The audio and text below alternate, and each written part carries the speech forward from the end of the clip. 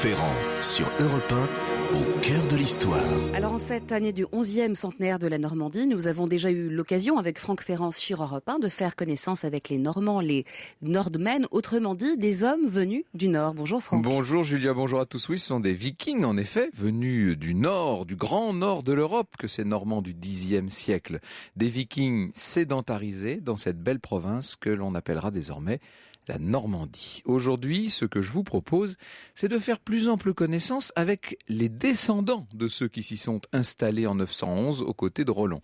Et plus spécialement avec le premier d'entre eux, avec Guillaume le bâtard, qui va devenir un jour Guillaume le conquérant. Et vous allez nous raconter la conquête de l'Angleterre par ce chef et par son peuple. Oui, à peu près telle qu'elle est racontée sur la telle du Conquest, cette extraordinaire broderie de 70 mètres de long que l'on connaît sous le nom de tapisserie de Bayeux et dont nous allons essayer tout à l'heure de percer les mystères. Alors nous allons le faire en compagnie notamment d'Adrien Goetz, auteur d'un roman mémorable qui a ce grand chef-d'œuvre pour pivot, j'allais dire quasiment pour personnage. Et nous allons donc traverser la Manche avec plaisir. À bord de toute une flottille de petits bateaux ballottés par des flots agités. –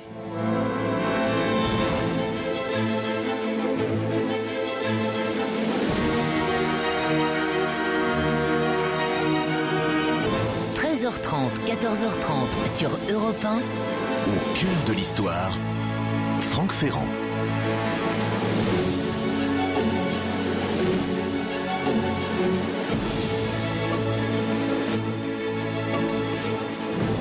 Les Normands du temps de Guillaume sont les enfants de deux peuples bien différents. Ce sont à la fois des Vikings, ça évidemment, mais aussi des Francs. Vous savez, leur violence guerrière, que je n'ose qualifier de scandinave, c'est en quelque sorte polie. Elle s'est peu à peu amodiée au contact de ces Francs, tout imprégnés encore de l'héritage romain. Guillaume lui-même est le fruit de cette double appartenance et vous allez voir qu'il est constamment marqué par une force tout à fait digne des Vikings, remise dans des formes finalement très latines, et c'est cela qui va créer le mélange imparable. Alors je regrette, mais on ne peut pas saisir la personnalité du futur conquérant si l'on n'insiste pas sur ses origines. Guillaume est ce qu'à l'époque on appelle un bâtard, c'est-à-dire que son père est noble, c'est même le duc de Normandie en personne, Robert Ier, dit le libéral. Mais sa mère, Herléva, la célèbre, la belle Herléva, est une simple fille de bourgeois. Son père était tanneur à Falaise. Robert avait tout juste 18 ans quand il est tombé sous le charme de cette jolie fille. Il lui a fait un enfant, Guillaume, mais il n'a pas osé l'épouser. Alors quand je dis qu'il n'a pas osé l'épouser, en tout cas selon le rite chrétien, il est possible qu'il l'ait fait dans le rite danois. Or, à peine 6 ans plus tard, on est en 1034, c'est l'époque du millénaire de la mort du Christ, Robert annonce son départ pour la Terre Sainte. Avant de partir, il fait jurer à tous ses barons, pour le cas où il ne reviendrait pas, ce qui après tout est tout à fait envisageable, il leur fait jurer d'accepter Guillaume comme seigneur et maître. Or, on apprend dès l'année suivante la mort de Robert le libéral.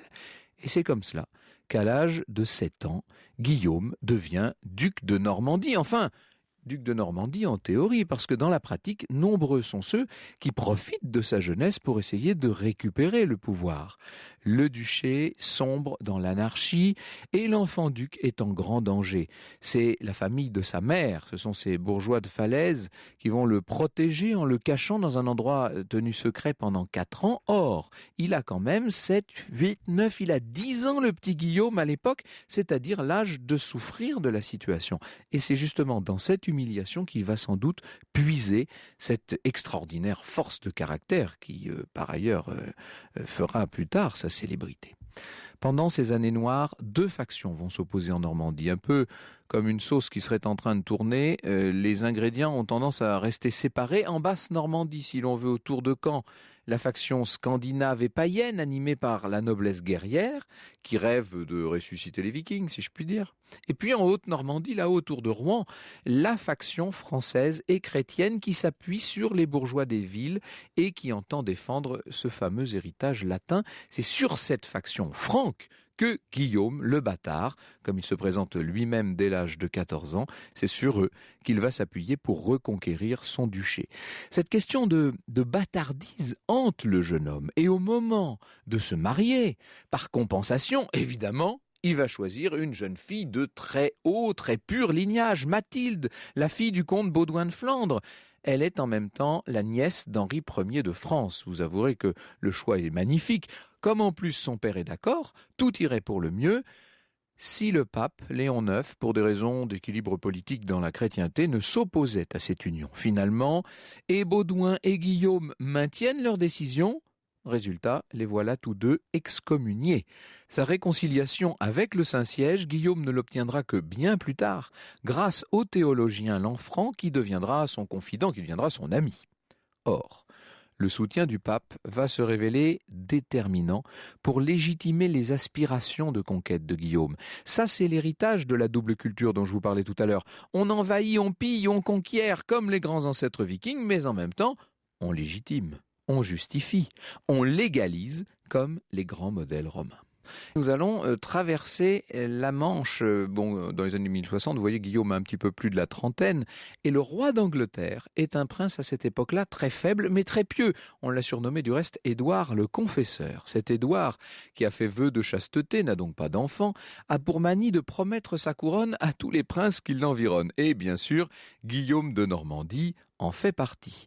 Et comme c'est une promesse qui l'arrange, il la prend très au sérieux. Sauf qu'en réalité, dans l'ombre du malheureux Édouard, le véritable tenant du pouvoir en Angleterre est un certain Harold de Wessex, qui lui se méfie beaucoup des Normands. Or, un beau jour de 1064, par un hasard inouï, le fameux Harold qui naviguait, semble-t-il, au large de l'Angleterre, s'en vient échouer en terre franque, en terre normande. Aussitôt arrêté, le haut dignitaire anglais est récupéré par le duc de Normandie qu'il traite avec tous les honneurs, mais profite de la situation pour lui faire jurer de l'aider, lui Guillaume, à entrer en possession du royaume d'Angleterre sitôt qu'Édouard aura disparu. Harold, qui ne songe qu'à se tirer de ce mauvais pas, jure tout ce que l'on veut, la main levée sur des coffres qu'on a mis là. Ce qu'il ne sait pas, Harold, c'est que ces coffres contiennent de saintes reliques et qu'en vertu des lois féodales, son serment est censé l'engager jusqu'à la mort. Ce qui fait qu'au moment où Édouard meurt, quelques mois plus tard, Harold va commettre un parjure terrible en gardant pour lui-même la couronne d'Angleterre. Vous pouvez faire confiance à Guillaume, bâtard ou pas, pour aller la récupérer. Guillaume le bâtard rêve de devenir Guillaume le conquérant et c'est une trahison qui donc va lui en fournir le prétexte ou en tout cas ce qu'il vit comme une trahison, à savoir l'acceptation par Harold de la couronne d'Angleterre. Il se trouve que la conjoncture est favorable à Guillaume. Outre-Manche, Harold guette une attaque imminente des Danois au nord de son royaume. Sur le continent, le beau-père de Guillaume, Baudouin de Flandre, est en ce moment même régent de France. Quant au pape avec lequel il s'est finalement réconcilié, il attend une réforme à son profit de l'Église d'Angleterre. C'est une réforme à laquelle Guillaume s'est engagé. Voilà donc le duc de Normandie, à la veille d'entreprendre la plus audacieuse des campagnes. Le point choisi pour l'embarquement, c'est l'estuaire de la Dive, autour, pas très loin de Cabourg. D'énormes quantités de bois déjà préparés sont acheminées à cet endroit pour y être assemblés par une véritable armée de charpentiers. Et tous ces artisans, comme le montre très bien la tapisserie de Bayeux, tous ces artisans s'activent à construire des embarcations. Au cœur de l'histoire revient dans un instant sur Europe 1. Franck Ferrand sur Europe 1, au cœur de l'histoire. Et on retrouve Franck sur Europe 1 pour une émission consacrée aujourd'hui à l'énigme de Bayeux. Alors dans la deuxième partie de cette émission, on va revenir évidemment sur les questions que nous pose aujourd'hui la tapisserie de Bayeux. Je ne sais pas si vous avez déjà eu l'occasion de voir ce chef-d'œuvre. Si ce n'est pas le cas, il faut absolument que vous couriez à Bayeux.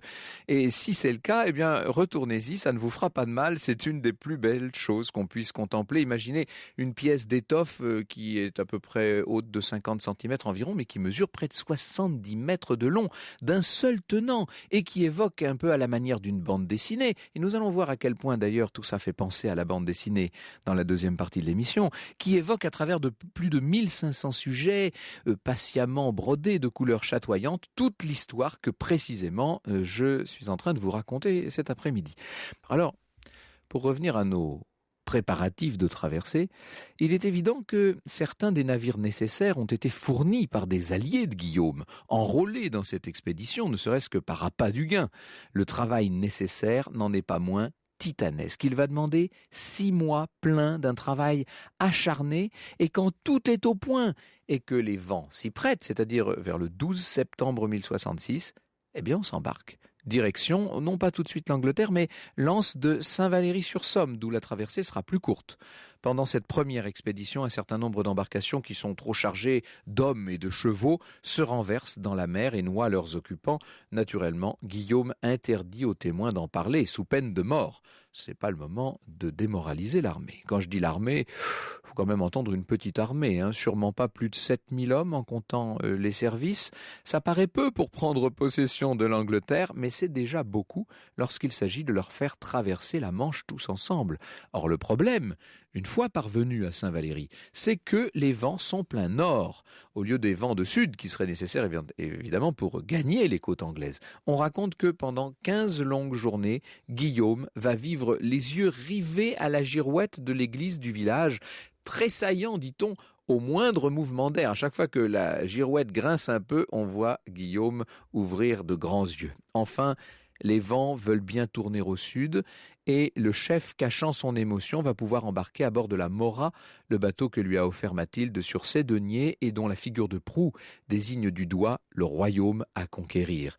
Les opérations d'embarquement s'effectueront dans une précipitation indescriptible, de peur que le vent ne change à nouveau. Il faut en profiter, évidemment. On a quitté la Normandie dans la soirée et la nuit ne tarde pas à tomber. Pour éviter les collisions, un fanal a été placé sur la mâture de chaque petit navire. Le plus visible se trouve naturellement à la vergue de la Mora. Lorsque se lève enfin la journée du 29 septembre, l'embarcation de Guillaume, sans doute plus rapide que les autres, se retrouve seule au milieu des flots. À travers la légère brume matinale, on ne distingue pas encore les côtes à conquérir. Mais le Normand se doute bien que l'Anglais doit l'attendre avec ses hommes là de l'autre côté. Il importe dès lors de ne pas arriver dispersé. On attendra tous les retardataires. Et pour occuper l'esprit de ses compagnons, le duc fait servir à bord un véritable banquet bien arrosé. Enfin, la mer se couvre peu à peu de dizaines et de dizaines de voilures. En face, la côte s'est maintenant dessinée et l'armada des Normands rejoint sans peine à marée basse la plage de Pevensey, là même où Jules César, 1000 ans plus tôt, et même un peu plus que ça, avait déjà débarqué. Surprise, stupéfaction, pas l'ombre d'un Anglais en vue. Le débarquement est une partie de plaisir. Guillaume s'interroge. Les espions d'Harold, pourtant nombreux, auraient-ils failli ? Une enquête menée sur place va lui livrer la réponse. En fait, ce même vent de nord qui a retardé sa traversée a favorisé celle des Danois. Harold a dû se porter vers le nord à marche forcée et grâce à l'appui de ses barons du nord, il vient de battre les Vikings à Stamford Bridge. Les Normands ont donc tout le temps de s'installer. Ils soufflent comme toujours le chaud et le froid. Tantôt, ils mènent de subtiles missions pour suivre la progression de Harold et de son armée, et tantôt, ils incendient les maisons sur leur passage, pour un oui, pour un non. Ce n'est qu'au premier jour d'octobre qu'Harold aura connaissance du débarquement des Normands sur ses côtes. Aussitôt, il décide de rentrer à Londres, toujours à marche forcée, et là, devant la défection de ses barons du Nord, le nouveau roi, celui que les Normands traitent d'usurpateur, va devoir se contenter, pour aller combattre Guillaume et les siens, d'une armée elle aussi réduite à 7 ou 8 000 hommes. 7 ou 8 000 hommes de chaque côté, ce sont donc deux petites armées qui vont s'affronter, mais qui vont s'affronter dans un choc terrible. Alors pendant cette marche, les deux chefs échangent quelques politesses. Harold délègue un moine auprès de Guillaume avec ce message: « Il est vrai que le feu roi Édouard avait constitué Guillaume son héritier, seulement il a changé d'avis sur son lit de mort et l'a nommé finalement, lui, Harold, il faut que Guillaume le comprenne. » Il de vous dire que de son côté, le chef normand ne veut rien entendre et envoie à son tour un moine à Harold pour lui rappeler la promesse d'Édouard et surtout son propre serment à lui, Harold. Le moine ajoute que le duc de Normandie est prêt à plaider sa cause en jugement à sa convenance, car il est sûr de son droit. Et même si Harold redoute le jugement, Guillaume est tout prêt à l'affronter en combat singulier, dans le but très chrétien, n'est-ce pas, d'épargner les vies humaines. Là, Harold est furieux. « Nous poursuivons notre marche !» Voilà sa réponse. Et cette fois, la confrontation armée est inévitable. Il va y avoir une bataille et vous avez compris que le moment est venu pour moi de vous parler de la célèbre bataille d'Hastings le 14 octobre 1066. Alors le 13 dans la soirée, les deux armées sont en vue l'une de l'autre. Harold a fait stopper la sienne au sommet d'une colline, ce qui est censé lui offrir la position avantageuse. Et encore, l'endroit est étroit, ça fait moins de 500 de nos mètres, ce qui a pour inconvénient d'obliger les hommes à se serrer. Et les meilleures troupes anglaises, les fameux Housecarls, sont très très mal disposés. Ils combattent à la hache. Ils vont vraiment être gênés dans leur mouvement, leur grand mouvement tournoyant. De son côté, Guillaume accepte sans se plaindre de prendre position dans la plaine. Et le 14 au matin, il assiste à la messe et prend soin de porter à son cou certaines des petites reliques sur lesquelles Harold avait prêté serment. Il fait le vœu d'édifier sur place une abbaye en cas de victoire, puis il harangue ses guerriers, évidemment, d'une voix chaude, puissante. Il leur rappelle qu'ils sont dos à la mer, qu'ils n'ont par conséquent aucun espoir de fuite, mais qu'en revanche, s'ils combattent avec ardeur, la récompense de leur courage sera non seulement un des plus hauts faits d'armes de tous les temps, mais aussi à portée de la main toutes les richesses, toutes les terres bien grasses, tous les bonheurs de l'Angleterre. Franck Ferrand sur Europe 1, au cœur de l'histoire.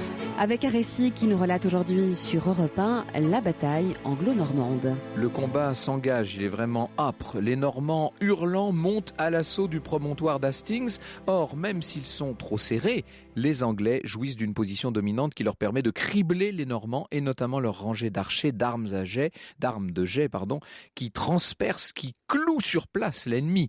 Déjà, sur le flanc gauche de Guillaume, des cavaliers et fantassins bretons commencent à battre en retraite et très vite, la rumeur se répand que le duc lui-même aurait été tué d'une flèche. C'est la panique chez les Normands. Alors pour les détromper, Guillaume arrache son nasal, vous savez, la pièce métallique qui est sous son casque, et il se montre en criant « Je suis vivant, regardez-moi, je suis vivant et je serai vainqueur !»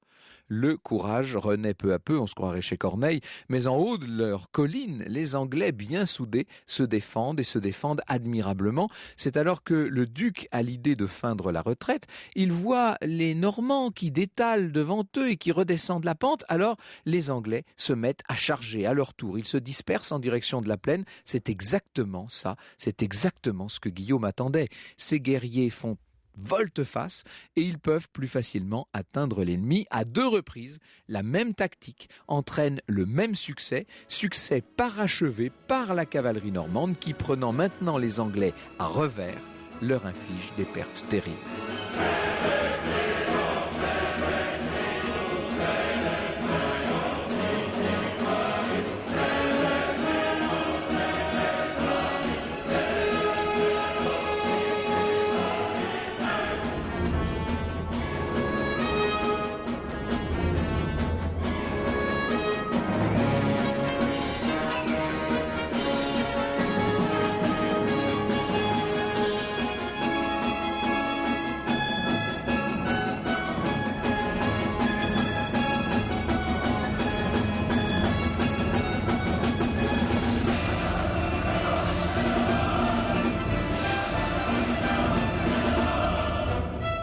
Voilà, en Poméranie d'un seul coup, on a l'impression d'être à la charge des chevaliers teutoniques chez Eisenstein. Vous avez reconnu quelques accents de Prokofiev, mais qui nous mettent bien, je trouve, dans l'ambiance.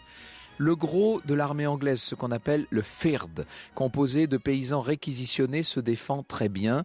Ces gens-là descendent des Saxons, ils savent se battre. Il n'empêche, la bataille tourne maintenant à l'avantage indiscutable de Guillaume. D'ailleurs, Harold vient de recevoir une flèche. Les chroniqueurs disent une flèche perdue, ça vous me permettrez d'en douter. En tout cas, il gît dans le sang des siens sur le champ de bataille.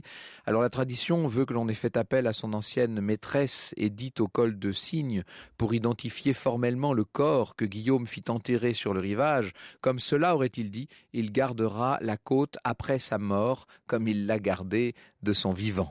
Et l'abbaye va voir le jour sur les hauteurs d'Hastings. C'est Battle Bay, n'est-ce pas, qui sera consacré près de 30 ans plus tard, en 1094. Alors maintenant, le rival de Guillaume a disparu, évidemment, ce qui fait que son royaume est entre ses mains, du moins dans l'idée.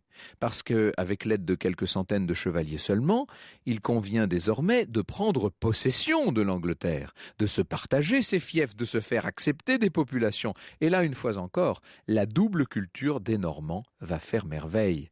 D'un côté, ils ne vont pas hésiter à s'imposer par la terreur, en incendiant, comme le faisaient leurs ancêtres, la moindre poche de résistance. Mais d'un autre côté, ce sont devenus des administrateurs avisés. Ils vont doter l'Angleterre de structures de gouvernement qui sont déjà modernes. Au reste, Guillaume n'en a pas fini avec sa conquête. En effet, à Londres, le Conseil des grands barons vient d'élire au trône un certain Edgar. Aussitôt assuré la protection des ports du Sud, le duc doit donc remonter vers Londres et reprendre en main la situation. Alors dans cette affaire, le soutien du pape va se révéler crucial. En effet, non seulement Edgar ne trouve aucun évêque pour le couronner, mais les prêtres dans leur paroisse ont reçu l'ordre de vanter les mérites du nouveau maître, de Guillaume bien entendu. Et presque à son corps défendant, Guillaume va finir par accepter la couronne qu'on lui offrait pour devenir lui le bâtard, lui le simple duc de Normandie, roi d'Angleterre. En son fort intérieur, il trouve qu'il est encore trop tôt pour se faire couronner, et sans doute a-t-il raison, mais puisque tout le monde paraît y tenir, autant que la cérémonie soit à la hauteur de l'exploit militaire et politique qu'il vient d'accomplir. Le couronnement de Guillaume a lieu à Westminster le jour de Noël 1066. Le sacre est placé sous les auspices du pape, dont la bannière continue de suivre Guillaume pas à pas. C'est l'archevêque d'York qui officie, et au moment de couronner le nouveau roi, il demande rituellement à l'assistance en français et en anglais si elle accepte pour roi le duc de Normandie. Alors la foule acclame Guillaume. Oui, mais dehors, les soldats à cheval postés près de la basilique prennent peur. Ils s'imaginent que l'on vient de tuer leur chef. Ils se mettent en ordre de bataille et, suivant leurs bonnes habitudes, ils incendient toutes les maisons des environs. Dans l'église même, la foule horrifiée tente de fuir. Le couronnement se termine dans un désordre apocalyptique et Guillaume, qui essaie de rester stoïque, tremble en fait de tout son corps au moment où on lui pose sur la tête la couronne d'Angleterre. Ainsi donc, Guillaume de Normandie a réussi son pari, mais il le réussit dans un climat d'ambiguïté tout à fait incroyable. Et il n'est pas au bout de ses peines. Les graves incidents du sacre sont un mauvais augure pour le règne, et surtout ils symbolisent bien le malentendu permanent entre deux pays, entre deux langues, deux cultures qui, au fond, n'ont pas grand-chose de commun. Certes, la pression démographique liée à la prospérité normande a poussé Guillaume à étendre son domaine. Mais les terres qu'il a conquises ne sont pas vierges et l'on ne peut pas faire abstraction de ces anglo-saxons qui d'emblée considèrent les Normands comme une armée d'occupation. La belle synthèse qui, sur le sol de la basse Seine, s'était opérée pacifiquement et à travers les décennies et le siècle entre le sang normand et la culture latine, cette synthèse est loin d'être accomplie entre l'envahisseur normand et la victime anglaise. Elle finira, cette synthèse, par se faire, évidemment, et elle donnera naissance à une culture très riche, très belle, la fameuse culture anglo-normande des XIIe, XIIIe siècles. Cette culture anglo-normande dont les Britanniques d'aujourd'hui sont si fiers, vous savez. Mais il faudra au moins 2 générations, sinon 3, pour y parvenir. Pour Guillaume, l'époque d'une vie stable et douce est révolue. Désormais, à peine a-t-il réglé les problèmes importants qui se posent d'un côté de la Manche, qu'il lui faut aussitôt courir de l'autre côté pour régler ceux survenus en son absence. En effet, encore une fois, loin de fusionner, Normandie et Angleterre restent bien 2 pays différents, avec un même souverain. Je crois que c'est un des rares exemples dans l'histoire, si l'on enlève évidemment toute l'histoire coloniale, c'est un des rares exemples où le chef de l'État doit partager son temps comme ça entre 2 véritables territoires. Pour Guillaume, cette conquête de l'Angleterre aura été à la fois son plus bel exploit et son pire cauchemar. À compter du 14 octobre 1066, tout ce qui lui avait réussi va se mettre à lui filer entre les mains. Alors certes, il est devenu très puissant, très riche, très glorieux, mais il a perdu dans l'affaire cet équilibre et ce savant dosage qui avait fait depuis des décennies le miracle normand.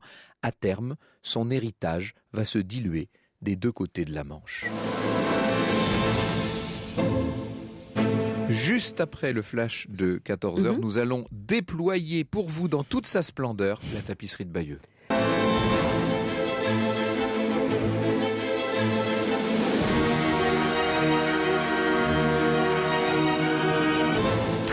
13h30, 14h30 sur Europe 1. Au cœur de l'histoire, Franck Ferrand.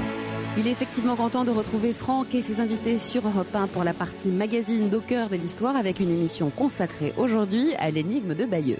Nous sommes à Bayeux cet après-midi, en tout cas nous y sommes par l'esprit. Tout à l'heure nous allons y être au téléphone et m'ont rejoint dans cette bonne ville de Bayeux, tout près du Cotentin. Vous voyez, on est aussi tout près de ces plages du débarquement dont on parlait lundi dernier. Nous sommes en compagnie d'Adrien Goetz, que je ne présente pas, auteur d'un certain nombre de romans à grand succès et qui a consacré un de ses romans à la tapisserie de Bayeux. Ça s'appelle Intrigue à l'anglaise. À mon avis, c'est une de vos plus belles réussites, ça. Bonjour Adrien, merci. Bonjour Franck, merci. Et Patrick Weber nous a rejoint. Il est historien de l'art, romancier, journaliste et en l'occurrence scénariste d'une bande dessinée, très belle bande dessinée consacrée à cette affaire de la bataille d'Hastings, de la conquête de l'Angleterre et de Guillaume le Conquérant. Ça s'appelle tout simplement 1066 et c'est, j'allais dire, sous-titré Guillaume le Conquérant. On peut dire finalement, Patrick Weber, que la tapisserie de Bayeux, qui est exposée donc actuellement encore à Bayeux, et j'incite tous nos auditeurs à aller la visiter. Cette tapisserie de Bayeux est la plus vieille ou l'une des plus vieilles bandes dessinées de l'histoire. Moi, j'ai vraiment l'impression que c'est la plus vieille bande dessinée de l'histoire. C'est clair que, vous savez, on peut remonter à l'Égypte, on peut penser que les reliefs de la bataille de Calèche, pourquoi pas, aussi, oui. Le livre des morts, tout ça peut aussi être de la bande dessinée. J'ai quand même le sentiment que dans cette tapisserie de Bayeux, on a vraiment un dialogue entre l'image et le texte, qui est vraiment, je dirais, la marque de fabrique de la bande dessinée.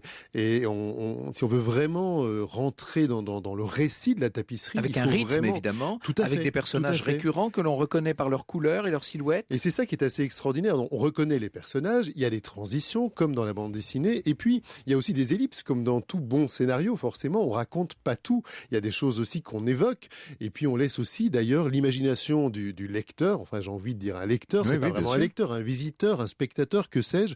Eh bien, elle aussi, elle peut vagabonder à travers les cases. Même s'il n'y a pas vraiment de cases, en tout cas les séquences de cette tapisserie. Alors on ne va pas l'approcher trop vite ni trop tôt, cette tapisserie. Il faut que tout le décor soit restitué, et personne ne peut le faire mieux qu'Adrien Goetz, qui nous a décrit une sorte de ville de Bayeux idéale dans un Intrigue à l'anglaise. C'est une des plus jolies villes de Normandie. On oublie un peu Bayeux et le Bessin, parce qu'on connaît la Normandie de Deauville et de Trouville, celle des Parisiens, le Mont-Saint-Michel. Mais entre les deux, il y a le Bessin avec Bayeux, et quand on est dans cette magnifique ville avec ses maisons en granit doré, ça a été préservé par une guerre pourtant brutale. Oui, Bayeux a eu une chance miraculeuse. Et première ville libérée. Bien sûr, le général de Gaulle fait un grand discours à Bayeux.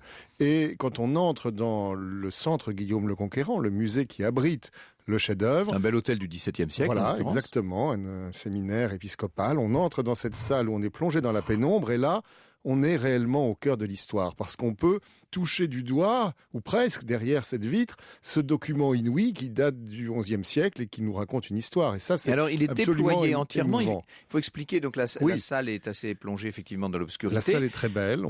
Alors, la vitrine est d'un seul tenant, bien entendu, et puis elle tourne sur elle-même, et on ne voit en fait, dans un premier temps, que la moitié de la tapisserie. Ce qui souligne la dimension narrative dont parlait Patrick à l'instant, parce que moi, je dirais que c'est aussi peut-être un roman policier, parce qu'on suit Harold, dont vous avez parlé, qui nous paraît d'abord être un personnage sympathique et positif. On ne comprend pas que ça va être le traître. Et c'est à mi-parcours, en quelque sorte, au tournant de la tapisserie, qu'on découvre que ce personnage sympathique est en fait le félon. D'ailleurs, et ça, c'est une technique de narration. Il est présenté comme étant le félon. Justement. Et la question est de savoir qui le présente ainsi. Voilà. Parce que, mais nous y viendrons ça si vous voulez bien plus tard, mais en fait, la tapisserie de Bayeux possède tout un message qui non seulement est d'un certain point de vue un message ésotérique, mais aussi un message probablement politique. Bien sûr, il faut savoir qui l'a commandé, tout ça. Alors d'abord, d'un point de vue matériel, voyons à quoi elle ressemble. Elle est en lin. Une toile de lin. Voilà, toile de lin qui tire un peu. La couleur, c'est un peu couleur un peu tabac, finalement. Oui, c'est ça. Oui, elle est composée de lait et de lin qui font tous à peu près la même dimension, qui sont cousus bout à bout, ce qui nous permet de voir qu'il manque la fin. que les derniers mètres ne sont plus là. Il y en a 58 en tout qui sont cousus comme ça. Et puis c'est brodé, comme vous l'avez bien dit, avec 2 points de broderie qu'on peut essayer de reproduire. Alors, les points qui font le cœur même d'intrigue à l'anglaise. Oui, dans mon roman, c'est Vendry, qui est le petit ami de mon héroïne, Pénélope, qui se prend d'enthousiasme pour la broderie. C'est un garçon qui prend du fil, des aiguilles, et qui fait ce que font en ce moment des brodeuses en Normandie qui ont entrepris de faire la grande broderie de l'histoire de Rollon pour l'anniversaire de la Normandie, ou qui ont brodé à Pirou la conquête de la Sicile. Donc on le fait encore. Et il y a 2 points qui sont finalement assez simples. Vous pouvez essayer, Franck. Il y a un point de tige qui permet de dessiner les contours des personnages. Donc il y a eu un carton, on a dessiné, on reporte sur la toile, et ensuite au point de tige on trace les contours, et puis il y a un point couché qui permet de remplir les espaces et de créer des reliefs. Et ça, c'est très beau. On oublie ça, parce que la tapisserie de Bayeux, on la voit uniquement comme un objet d'histoire. C'est-à-dire, c'est aussi une œuvre d'art. Le fait que les volumes soient remplis, effectivement, leur donne un très grand présence, des reliefs qui ont dû s'aplatir, parce qu'au fil des siècles, évidemment, ça s'est transformé. Les brins de laine sont de 8 coloris: bleu pétrole, bleu clair, vert foncé, vert clair, moutarde, jaune, ocre, rouge et noir. Et une liberté dans l'usage de la couleur qui est sidérante pour cette époque. C'est-à-dire que les jambes des chevaux changent de couleur pour donner une idée de profondeur ou de perspective. Il y a le cheval rouge, on n'attend pas Gauguin pour le voir apparaître. Il est déjà dans la tapisserie. Ou bleu vif. Il y a des chevaux bleus, il y a une fantaisie de la couleur. Et est-ce que ces couleurs sont bien les couleurs d'origine? Parce qu'on se dit qu'elles sont... elles ont passé, bien sûr. Vous parliez des ostensions dans la cathédrale de Bayeux au fil des siècles, évidemment, peut-être même de pieuses mains. Mais elles sont encore très vives, néanmoins. Elles sont encore vives. Mais ce qui est émouvant aussi, c'est la fragilité, parce que le matériau est tellement fragile. C'est ça qui est extraordinaire. On connaît son âge, et on se dit, on peut avoir la même émotion peut-être devant une sculpture en pierre, mais la sculpture en pierre, elle est faite pour traverser les siècles. Ce qui est incroyable, c'est que les mythes n'y aient pas touché. Parce que quand même tout ça est brodé au fil de laine. Il y a quelques endroits où c'est un peu reprisé. Il y a eu des retouches au 19e siècle et au 20e aussi. 626 personnages, 202 chevaux, 55 chiens et plus de 500 autres bêtes, réelles ou imaginaires, parce qu'il y a tout ce qui se passe dans la scène centrale, mais il y a aussi les marges en haut et en bas. Ça doit vous inspirer, ça. Alors vous êtes scénariste de bande dessinée, mais vous avez évidemment beaucoup réfléchi sur le graphisme et sur la présentation d'une histoire. Le fait d'avoir comme ça 3 registres avec des correspondances symboliques, c'est aussi d'une modernité folle. C'est vrai, mais je vous avoue que les marges, justement, elles m'ont passionné, mais je les ai un petit peu mises de côté dans la narration. Ça compliquait vraiment beaucoup les choses. Ah oui, ça prend une dimension. En revanche, le dessinateur avec lequel j'ai travaillé, qui est italien, qui vient de Venise, qui s'appelle Emanuele Tenderini, qui n'avait jamais mis un pied à Bayeux, qui ne connaissait pas du tout la tapisserie. On est allé passer une semaine là-bas, il a travaillé sur la tapisserie, et je lui ai dit, en fait, vas-y, fais ça comme tu le sens, puisque c'est quelque chose de neuf pour toi. Et ce que j'ai trouvé intéressant, c'est que justement, en s'inspirant de ce fameux trait, Adrien parlait de cette laine, mais c'est presque un trait, c'est un dessin avant tout. Il s'est inspiré justement du trait du dessinateur de l'époque. Ça ressemble, pour moi, ça évoque un petit peu aussi le cloisonné des vitraux. Oui, bien sûr. Et voilà, en Italie, il y a la cathédrale d'Otrante, où il y a des mosaïques de la même époque qui sont très similaires. Voilà. Et donc, ce qui donne, j'avais pas non plus envie d'un graphisme trop académique. L'idée, c'était de réinterpréter un petit peu l'esprit des créateurs de la tapisserie. Réinterpréter l'esprit des créateurs et interpréter la tapisserie elle-même, c'est ce que nous allons faire aussitôt après la publicité. Jusqu'à 14h30 sur Europe 1. Plongez au cœur de l'histoire avec Franck Ferrand.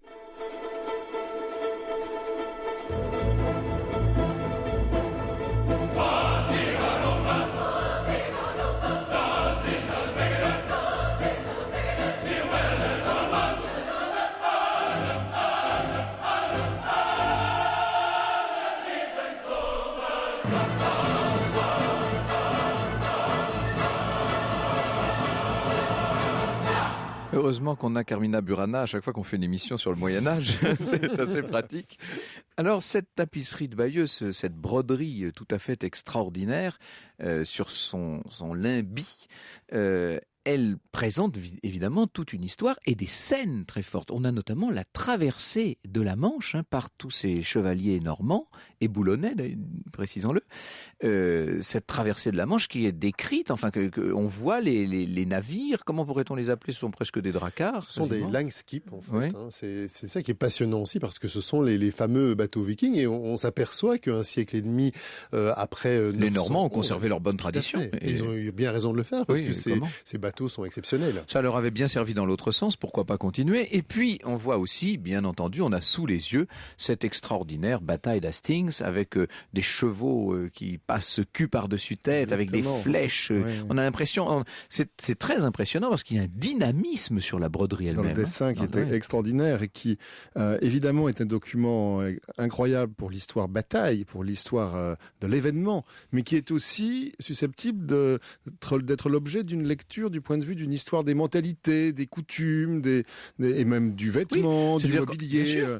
Il y a quelque chose d'archéologique finalement là-dedans. On découvre... C'est ce qui est fascinant. On voit comment on fait un festin. Voilà. On voit à bord de ces bateaux, il y a les chevaux qui ont leur selle, qui ont leur harnachement. On voit les boucliers. On voit ces espèces d'armures de côte plus exactement. Oui, de côte de maille. Oui, c'est assez étonnant. Avec le casque à nasal, très, très typique, très reconnaissable, et des boucliers qui ne sont pas encore couverts de motifs héraldiques, puisqu'on ne sait pas qui est le conquérant sur le champ de bataille. Il est obligé de relever son casque pour se faire reconnaître, ce qui prouve qu'il n'y a pas d'armoirie encore. Évidemment. Mais on a d'où cet épisode de l'ambiguïté sur le champ de bataille au début de la bataille d'Hastings, quand tout le monde pense que Guillaume est mort. Voilà. C'est vrai qu'il y a quelque chose d'archéologique, mais de journalistique aussi, parce que on peut penser à César, on peut penser à Napoléon. Tous les grands conquérants ont voulu aussi raconter un petit peu, entre guillemets, le making-of de leur conquête. Et là on a presque un reportage. Cette esthétique extrêmement cohérente de la broderie de Bayeux, elle vous a beaucoup servi, vous, évidemment. Elle ressort très fortement dans l'album que vous lui Écoutez, c'est un défi parce que quand vous allez chez un éditeur et que vous lui expliquez que vous allez faire un bouquin sur Guillaume le Conquérant, on trouve ça une très bonne idée. Quand vous lui expliquez que vous allez faire la transcription fidèle de la tapisserie, on vous dit « Oh là là, non, un livre didactique et ennuyeux, ça ne nous intéresse pas. » Et en fait, non, ça n'est pas du tout ennuyeux. Non, au contraire, tout y est. Alors, tout y est et en même temps, rien n'y est. En tout cas évident. C'est-à-dire que ce message qui figure évidemment sur cet extraordinaire document sorti comme ça du XIe siècle, on peut la dater, la tapisserie, elle est très peu postérieure à la conquête. Voilà, la conquête c'est 1066, la tapisserie c'est peut-être quelques années 1080, plus tard. 1080 probablement, oui. Donc cette tapisserie, elle est criblée de messages. Alors nous avons vu que par un jeu sur les 3 registres s'établissent des correspondances symboliques, etc. Tout ça est assez complexe. Mais même dans ce qui est décrit, on n'est pas tout à fait certain de savoir bien l'interpréter.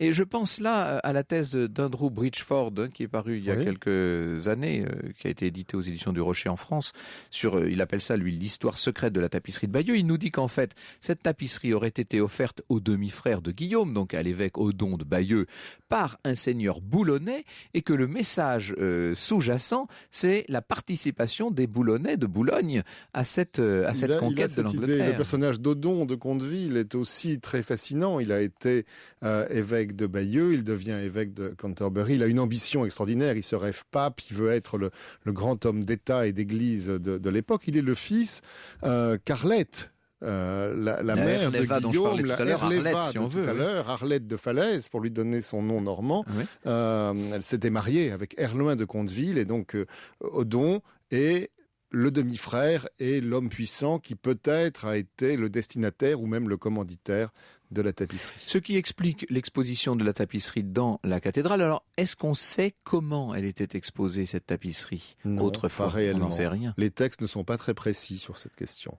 Moi, j'ai imaginé d'autres choses. Alors oui, on va y venir. Dans mon roman, j'ai une hypothèse. Mais ce qui est amusant, c'est que cette tapisserie, elle a été, pendant un certain temps, oubliée, il faut bien le dire.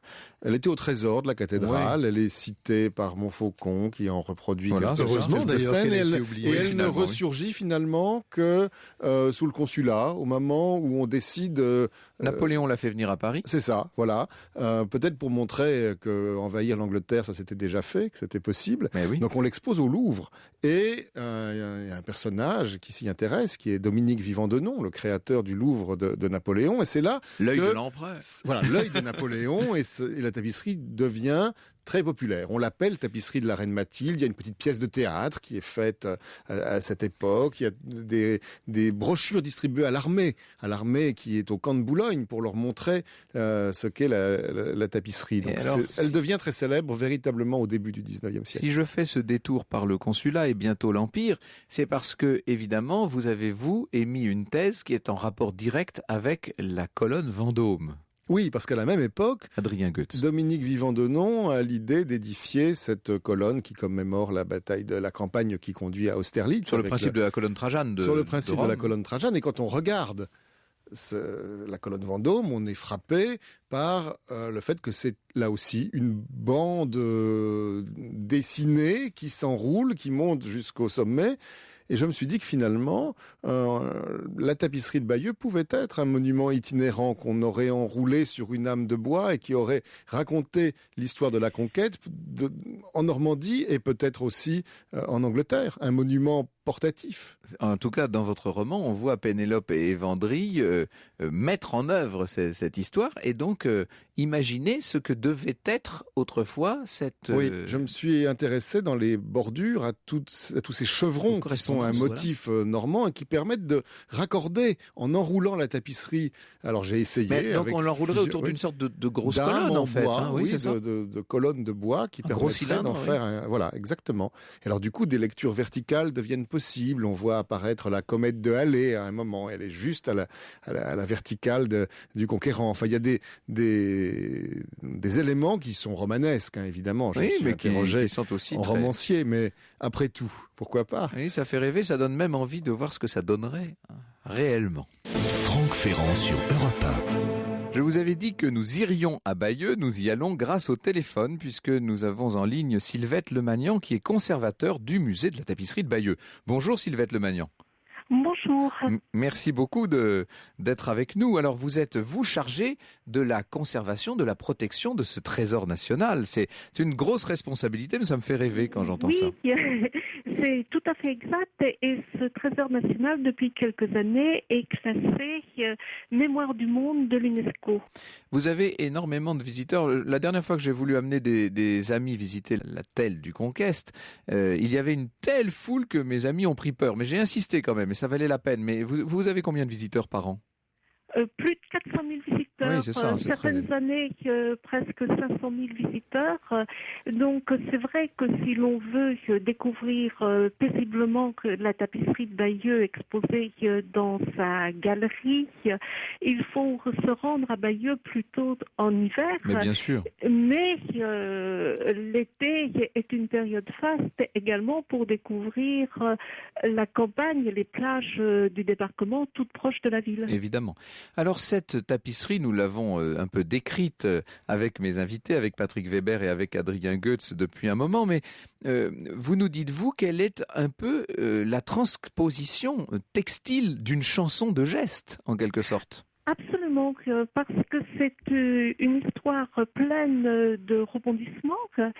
Et dans cette histoire, on rend hommage à la bravoure d'Harold, comme dans la chanson de Roland, où le traître lui-même est magnifié en quelque sorte. Vous avez actuellement de grands chercheurs qui viennent travailler sur la tapisserie et qui continuent à en chercher l'essence cachée ? Absolument, que dans quelques jours, je vais recevoir une Britannique qui, elle, s'intéresse au revers de la tapisserie de Bayeux. Ah, oui. Et ça nous permet surtout d'apprendre comment elle a été confectionnée. Elle n'est pas faite d'une seule pièce longue de quelques 70 mètres. Elle est faite de 9 laits de tissu raccordés les uns aux autres de manière tellement fine qu'il a fallu attendre une expertise au microscope pour découvrir une des coutures reliant deux morceaux de tissu l'un à l'autre. Oui, c'est vraiment c'est arachnéen, c'est somptueux. Sylvette Lemagnan, vous présentez actuellement au musée de la tapisserie de Bayeux, donc dans ce très bel hôtel du XVIIe siècle, vous présentez une exposition qui s'appelle Emma Kimono. et tapisserie de Bayeux. C'est-à-dire que nous avons voulu mettre en rapport deux œuvres médiévales. Le rouleau du grand conseiller Ban, qui est une œuvre japonaise sur papier, une œuvre peinte qui date du XIIe siècle. Ce sont deux œuvres qui racontent une histoire sur une longueur qui de nos jours semble assez démesurée, quelques 26 mètres de long pour le rouleau du grand conseiller Ban. Et c'est très intéressant de voir qu'aux deux extrémités du globe, on prenait le temps de décrire ou par la broderie ou par la peinture des faits d'armes. Et oui, quel fait d'armes en l'occurrence. Merci beaucoup Sylvette Lemagnan de nous avoir donné votre expertise sur ce trésor magnifique et nous vous souhaitons beaucoup de succès avec cette exposition. Merci à vous. À bientôt, merci. Je rappelle les ouvrages de nos invités. Évidemment, Intrigue à l'anglaise, le roman d'Adrien Goetz, c'est publié chez Grasset. Il y en a eu d'autres depuis. Et en livre de poche, oui. Il y en a eu un certain nombre d'autres depuis, Adrien. Il y a eu Intrigue à Versailles, qui est la suite des aventures de Pénélope et de Vendrille, et Le coiffeur de Chateaubriand, qui vient de sortir en poche lui aussi. Et de Tanderini et Weber, donc 1066, Guillaume le Conquérant, c'est édité par le Lombard. C'est une bande dessinée sur la bande dessinée, en quelque sorte. Adrien Goetz, il a mal fini quand même, Guillaume le Conquérant. Sa fin de vie est extrêmement triste. Il était obèse, d'ailleurs, il ne pouvait presque plus se déplacer. Et on dit que son cercueil a éclaté le jour de ses obsèques. Ça a été affreux, dans une puanteur épouvantable. Et, enfin bon, il y a aujourd'hui un endroit où on peut se recueillir, c'est à Saint-Étienne de Caen, à l'abbaye aux Hommes, à Caen, où il y a le tombeau de Guillaume qui contient un fémur et puis un portrait fait un peu après l'époque d'Henri VIII, d'après, semble-t-il, les traits de Guillaume. Et ça permet de le sentir présent, d'honorer sa mémoire. Merci beaucoup d'avoir été des nôtres.